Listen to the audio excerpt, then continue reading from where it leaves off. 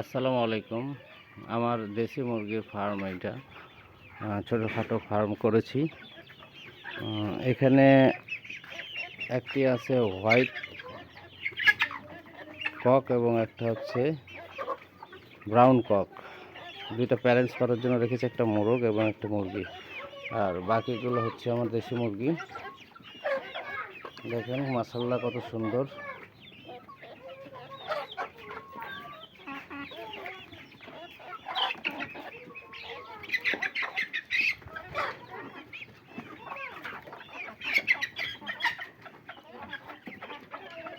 ছেড়ে পালি, কিন্তু কয়েকদিন থেকে বৃষ্টি হচ্ছে কারণে বদ্ধ করে রেখেছি।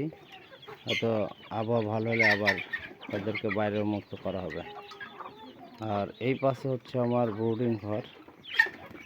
এটা হচ্ছে ব্রুডিং ছোটোখাটো, আর এখানে হচ্ছে 1 মাসের ছোটো বাচ্চাগুলো রাখা আছে।